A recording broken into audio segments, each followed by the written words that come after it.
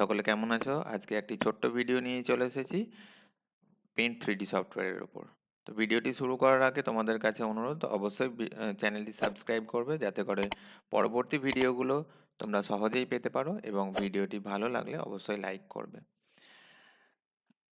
তো paint 3D সফটওয়্যারে এর আগে আমরা brush, 2D shape, 3D shape, sticker, text, effect এই সমস্ত সম্পর্কে জেনেছি। আজকে দেখব কিভাবে ক্যানভাসের সাইজটা পরিবর্তন করে। ক্যানভাস অর্থাৎ যে ওয়ার্কিং এরিয়া বা এই যে সাদা অংশটা বা এই যে পেজটা দেখতে পাচ্ছ এর সাইজ। তো এর জন্য আমাদেরকে যেতে হবে ক্যানভাস ট্যাবে। ক্যানভাস ট্যাবে ক্লিক করলে এখানে দেখো বেশ কিছু অপশন আছে, সেই অপশনগুলো একটা একটা করে দেখে নিই। তো প্রথমে আছে শো ক্যানভাস। শো ক্যানভাসটা অন আছে। আচ্ছা, এর আগে আমি একটা শেপ ড্র করছি, 3D শেপ নিয়ে নিচ্ছি একটা। তো একটা শেপ ড্র করলাম, আবার ক্যানভাসে গেলাম। এখানে শো ক্যানভাস এটা অন আছে। এটা যদি অফ করে দিই তাহলে কি হবে, যে সাদা অংশটা বা সাদা পেজটা বা ক্যানভাসটা আমরা দেখতে পাবো না। আচ্ছা, এর পরের অংশ হচ্ছে ট্রান্সপারেন্ট ক্যানভাস, অর্থাৎ ক্যানভাসটা দেখতে পাবো, বর্ডারটা দেখা যাবে কিন্তু ট্রান্সপারেন্ট দেখা যাবে পেজটা, অর্থাৎ পেছনে যেটা আছে সেটা আমরা দেখতে পাবো। এর পরের অপশন হচ্ছে উইডথ আর হাইট, যেটা এখানে মেন অপশন।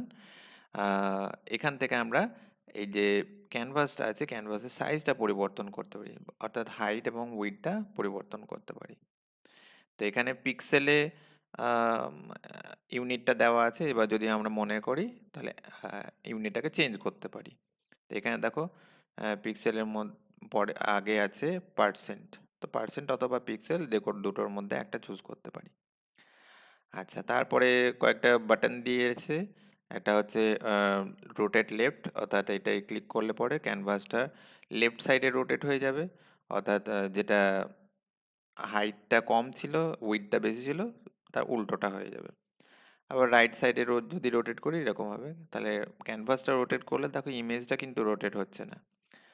আর আরেকটা হচ্ছে ফ্লিপ হরাইজন্টাল। তো এটাকে হরাইজন্টালি আমরা রোটেট করতে পারি। এই মুহূর্তে হরাইজন্টালি রোটেট করে আমরা কিছু বুঝতে পারবো না।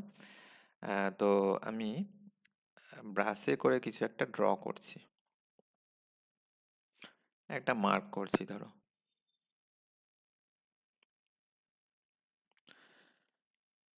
এবার ক্যানভাসে গেলাম,